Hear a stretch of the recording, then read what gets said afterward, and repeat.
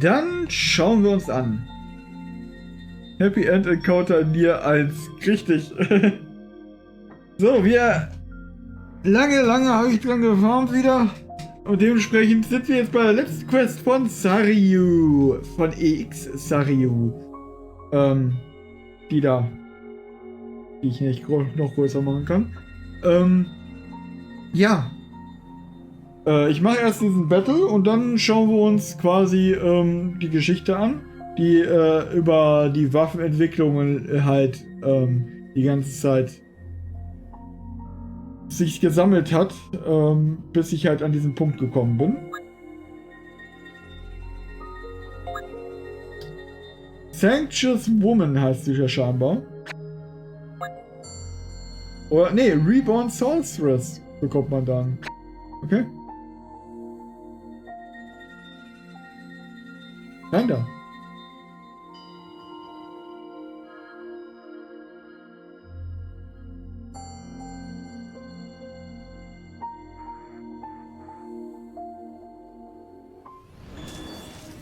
We're fighting now?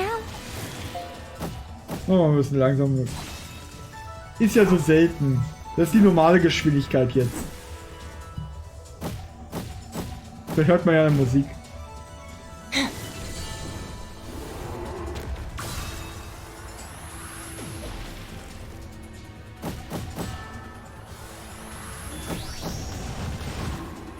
Wie Fio alles fertig macht.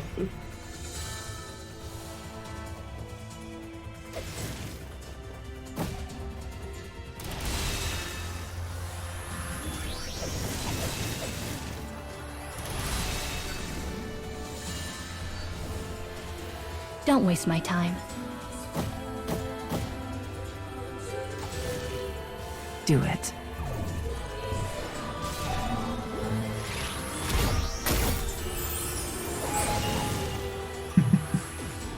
Das stimmt, Logo.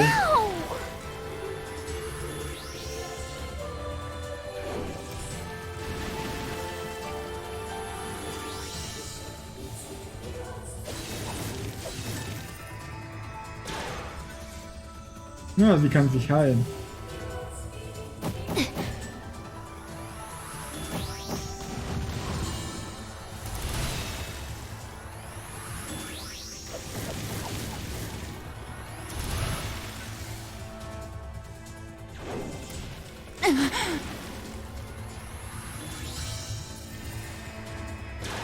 Assist me.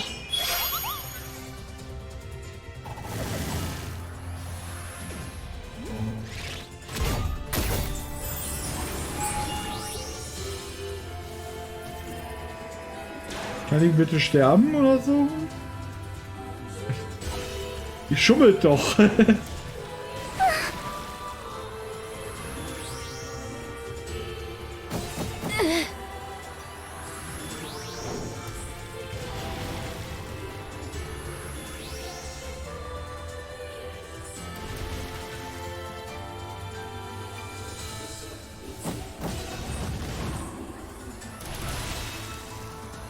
So, geht doch.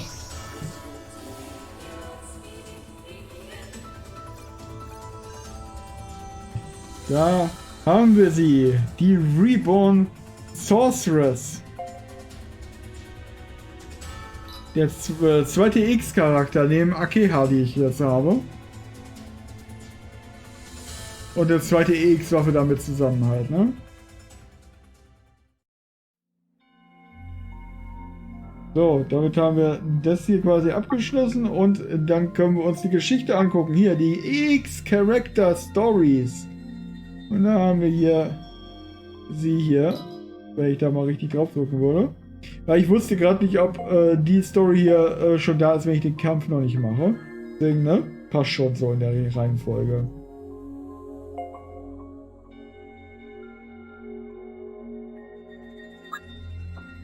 Ja, ja.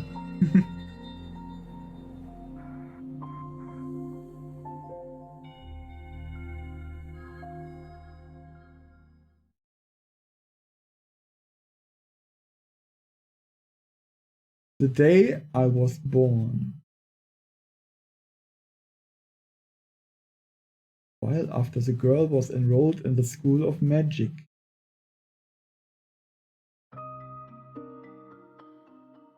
She was brought here as a child so long ago. Days, months, years. Who can even say anymore? The reliefs carved on the outer walls seemed to deny all who would dare seek entry to this place. The wooden door creaks ominously whenever it opens. Each time, she sees a corridor shimmering with sunlit beauty, as all the colors of the rainbow filter in through stained glass. This is the School of Magic. It has always been thus, and thus will it always be. With everyone at rest this holiday morning, the school lies quiet as a grave, but one student is up and about. It is the wavy-haired girl who has abandoned the possibility of sleep in order to sneak into the school kitchens. Once there, she sets her bag on a table and reaches up for a nearby shelf. One by one, she begins pulling down utensils.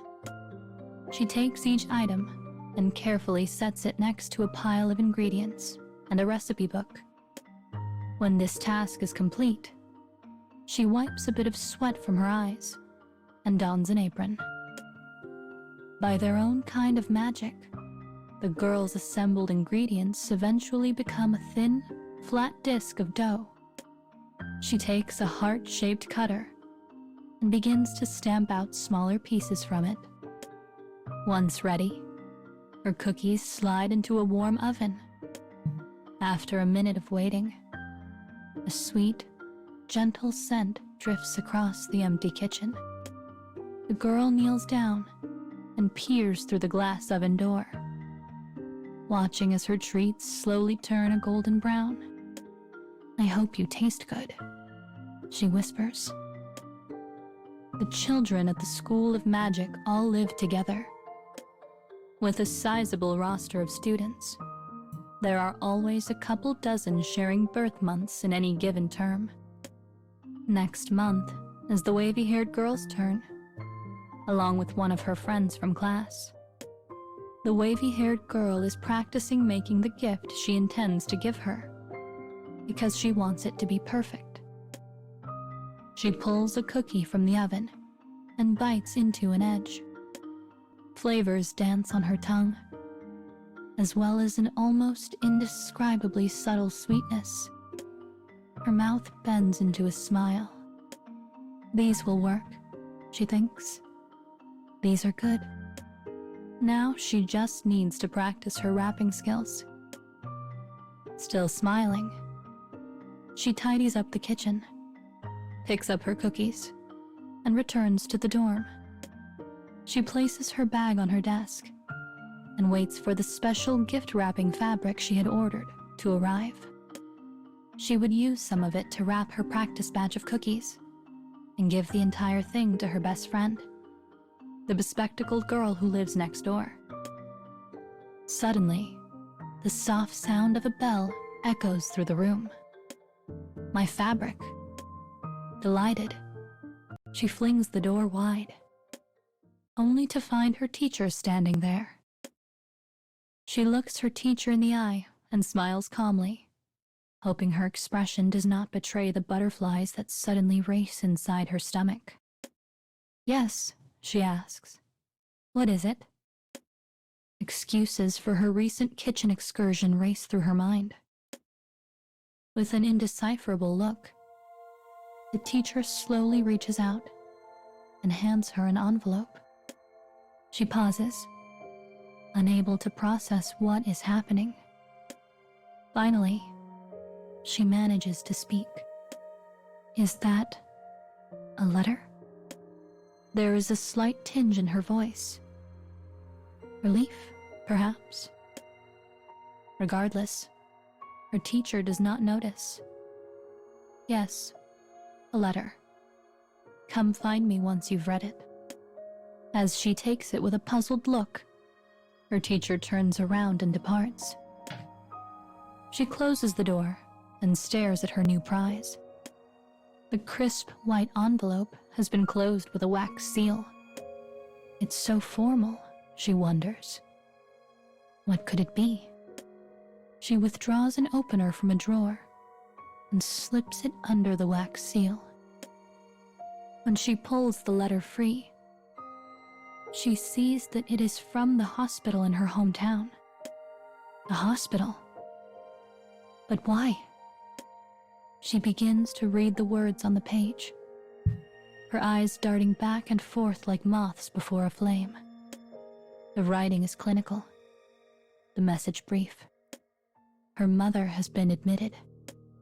As she ruminates over this new information, she feels the tips of her fingers grow cold. What should her response be? What would it be if she came from a normal family?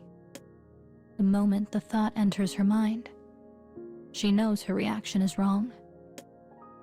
Her mother is ill, perhaps dying. Yet, she does not lose composure.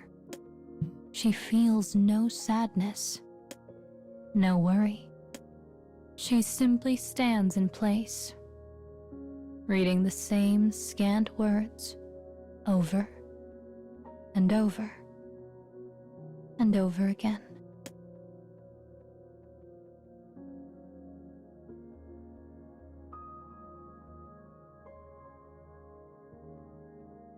Wo wir gerade von Geburtstagen geredet haben, wa?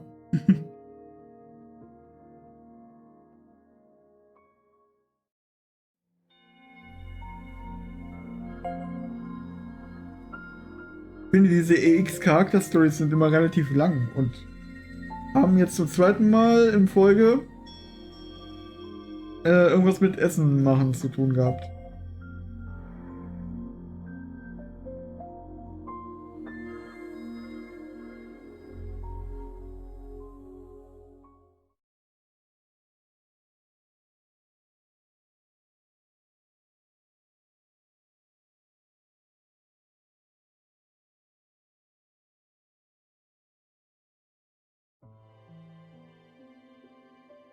After passing through the stonework city, the girl's vision fills with green. The air on her skin feels different somehow, brisker. She is making her way back to her hometown. A few days earlier, she went to her teacher and revealed the contents of the letter. She told how her mother had taken ill, and she explained that the hospital had asked her to come out so they could go over the issue in person. After hearing this, her teacher granted permission for the journey. As the scenery continues to change, the girl begins to recognize more and more of her old home. A sense of nostalgia weighs heavy on her heart.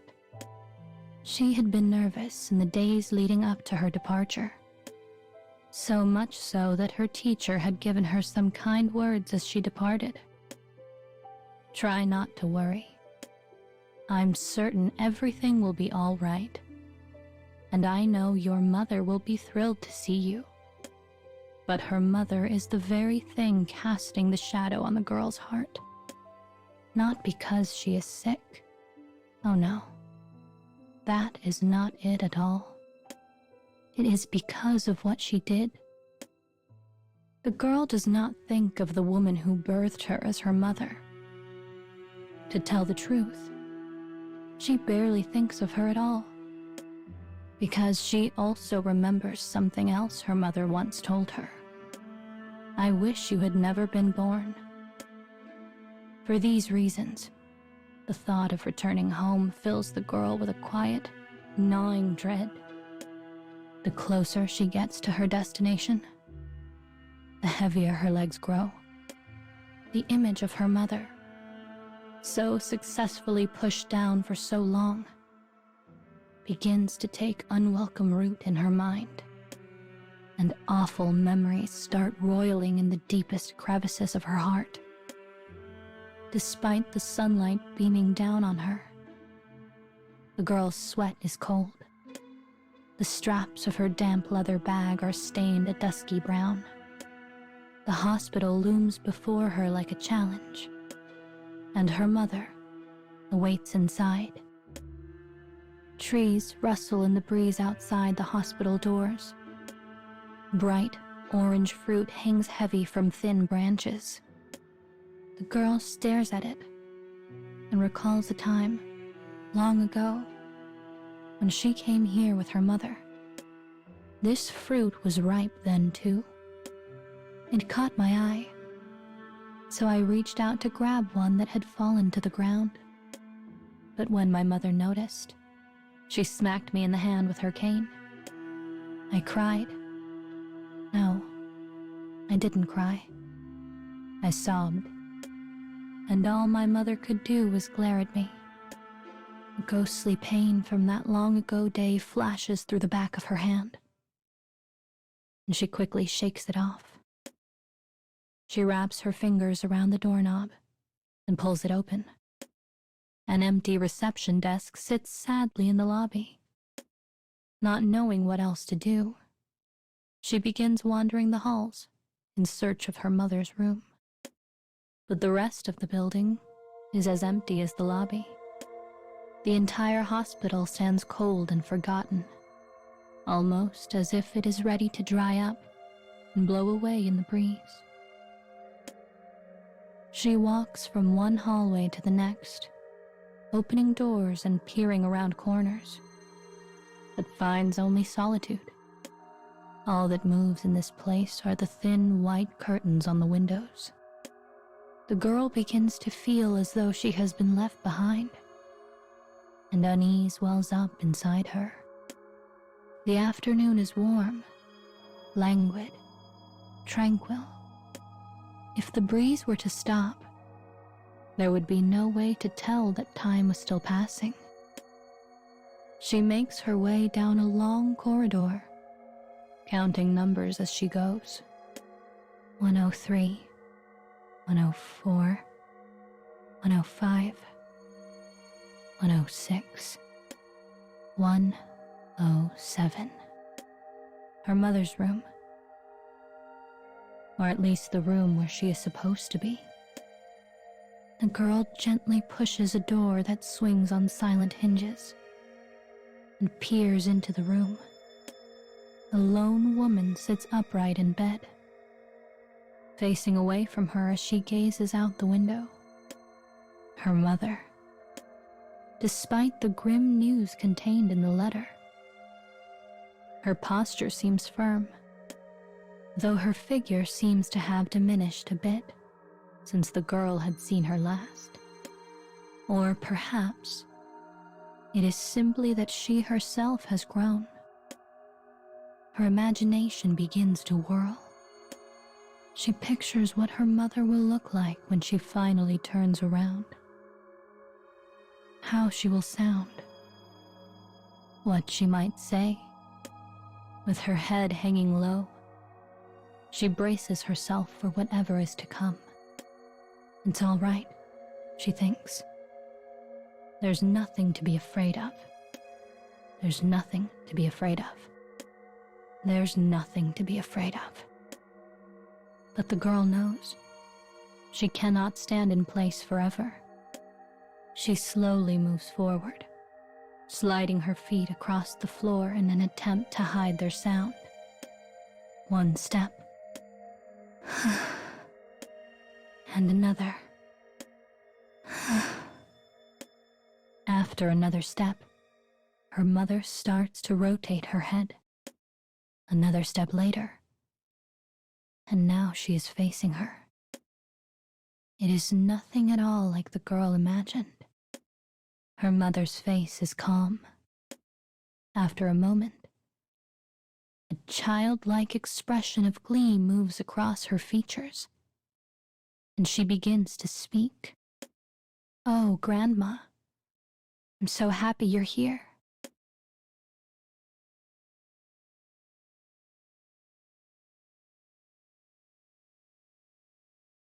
Oh je, diese Art von Krankheit, ja.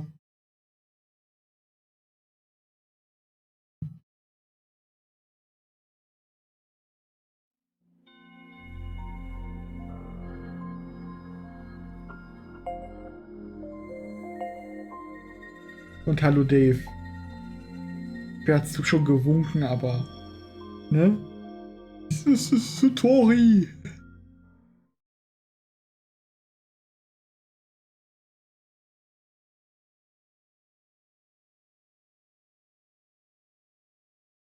Yep, genau das, Dave.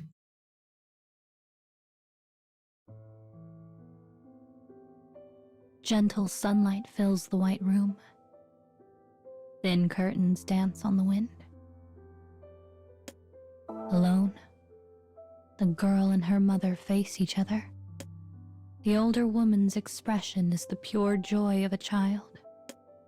It is so different from the image the girl has carried heavy in her memory for all this time. She wonders briefly if this is even her real mother. And the thought makes ice run in her veins. The mother of her memory is stern, cold, unfeeling. The thought of a smile from such a woman is folly. Even when the girl truly needed help, her mother would turn away and walk off without a word. Never had she reached down to help her up. Not once. But now... "I'm sorry," says a sudden voice from behind the girl. She whirls around to find an elderly man, clad in a crisp doctor's coat. "I'm sorry I could not be here to meet you in person," he continues. "We've just been so very understaffed lately." "Oh, that's all right," manages the girl. Before she can say more, the doctor takes a breath and begins to explain her mother's condition. Something had gone terribly wrong with the cognitive functions in her brain, causing her to collapse. She had been discovered in her home a few days prior, but by the time they found her, she was too far gone. Despite the best treatment they could muster, her brain function had not recovered. Her state of mind had reverted to that of her own childhood. The more the doctor tells her, the more the girl's mind reels. He seems to sense her discomfort, but his profession demands a certain clinical nature, so he soldiers on. It is perhaps a bit cruel to say this to a child, but I feel you have the right to know. He takes a breath, then another. "We do not know how much time your mother has left, and if it is possible, we would like you to stay with her until the end." He stops talking then, and waits. After a pause the length of an age, the girl tells him she will need some time to think.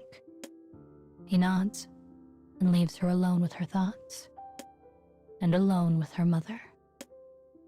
Origami stars and animals are taped to the walls. Balloons hang brightly in one corner. Her mother's room has been decorated like the play area of a child. The girl stares at one of the stars. Did my mother make this? Did she make all of these? Behind her, her mother opens a desk drawer. After a bit of rustling, she pulls out a few sheets of origami paper. "Let's make something," she cries happily. "I'm so good at it. Come on, please." She tugs on her daughter's clothing as she speaks. The girl can't believe her eyes. Her mother, the same woman to whom a smile was a forbidden thing, was now pleading for attention. It's too much. It's all just too much. With a sudden cry, the girl smacks her mother's hand away. The reaction makes the older woman burst into tears. This is who I was afraid of all these years? This pathetic creature. The girl's bewilderment finally gives way to rage. Her mother had caused her so much grief, so much pain. And for what purpose? To what end? As she stares at the sobbing thing before her, she wishes it would just hurry up and die. Am I a terrible daughter? Terrible person? The girl does not know the answers to these questions. She knows only that she cannot come up with even a single kind word for her mother. So instead, she stands in place and listens to the sound of her weeping echo off the stale hospital walls.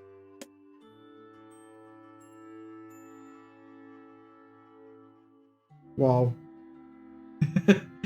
Ja, bis jetzt sieht's nicht aus, so Logo. Bis jetzt sieht's nicht danach aus.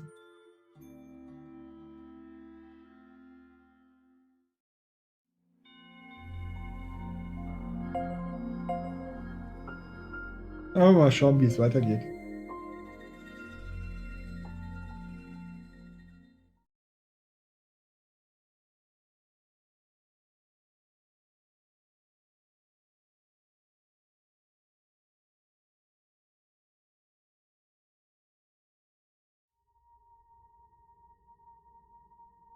The girl sits in a rough wooden chair and stares out the window.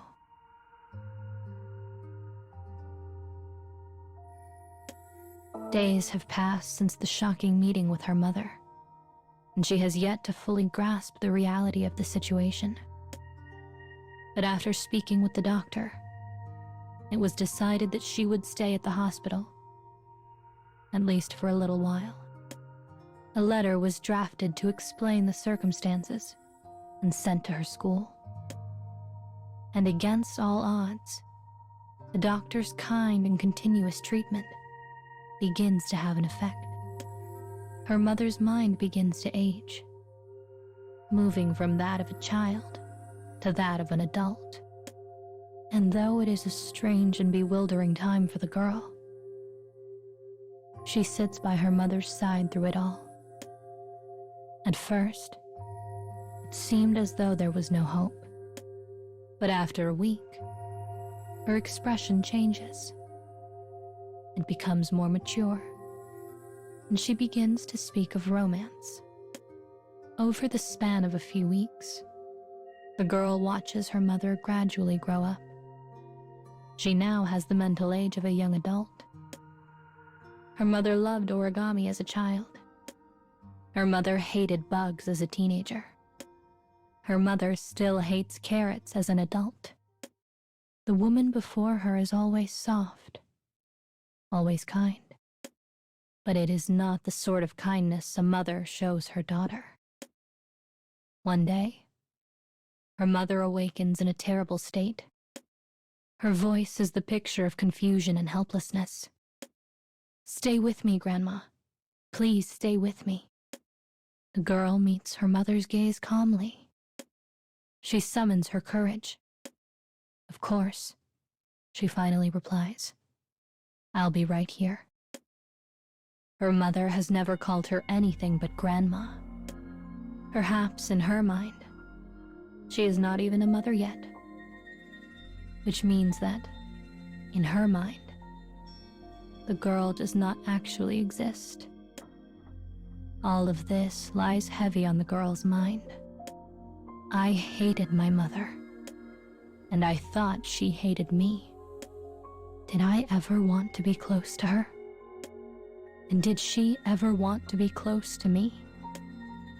But the answers remain always out of reach. Another week goes by, and her mother's condition takes a turn for the worse.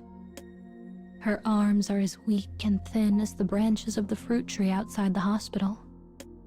She slips in and out of consciousness. The doctor pulls the girl aside and says he does not expect her to live through the night. So the girl stays by her side through the long dark, holding her wrinkled hand all the while. The only light is the dim glow of an indifferent moon. It illuminates her mother's pained expression as she moans in her sleep. Suddenly, her eyelids twitch open. "Do you want some water?"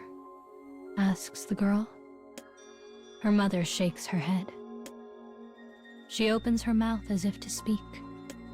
Something is clearly troubling her. "I have to talk to you, Grandma," she says finally. Though weak, her mature voice carries the air of a childhood secret. The girl merely nods, waiting for her to continue. She begins to speak of children and how conflicted she is by the idea. "I don't want a baby," she says. There it is. There it is. Her mother had never wanted her. Not ever. If her mother notices the pained expression and lowered head of her daughter, she pays it no mind and continues to speak. She tells of how she began having problems when she was a young woman. After a while, she finally sought medical help. And in time, she was diagnosed with a mental illness. It was this diagnosis that caused her husband to abandon her. The girl raises her head. She had no idea about this, about any of it. She had spent but a short time with her mother and had not been nearly old enough to understand the truth of complex adult affairs. Even now, the story is so complicated that it threatens to blow away from her at any moment. She talks of how her illness will eat away at her, how it will change her, how it will hurt her, and everyone she cares for. She worries about this. She worries without ceasing or pause. If she were to ever have a child, she would surely hurt them as well. Despite how much, despite how very much, she loves the child that lies inside her now. Wet heat drips down the girl's cheeks. It falls to the floor like slow rain as she listens to her mother's confession. The girl's anger and hatred finally begin to escape her body in the form of small drops at the corners of her eyes. Finally, her mother sighs and lays back. She closes her eyes. Every worry of a life, every worry of a million lifetimes, seems to have contained itself in the dark circles beneath her eyes. The room grows silent as the girl squeezes her hand. And for the first time since she came to the hospital, for the first time in so long, she says, "Mom." Dawn breaks after an endless night. It is the girl's birthday. Bright, cheerful sunlight pours over her hometown. The girl blocks it out with one unsteady hand as she stares out the window. She has changed since she came here. Grown. Matured. Today, the girl's birthday will be celebrated in the form of a farewell. She dons a pure white dress of mourning and prepares to see her mom for the very last time.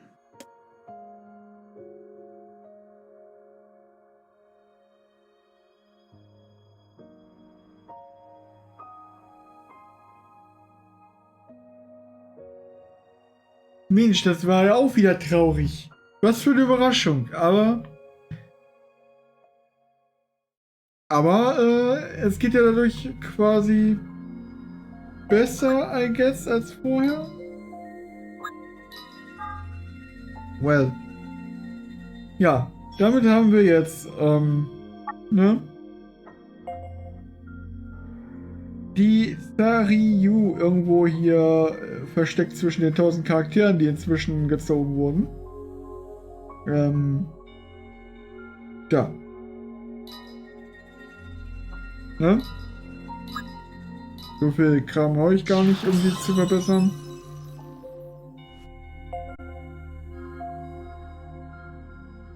Aber ja. Saryu.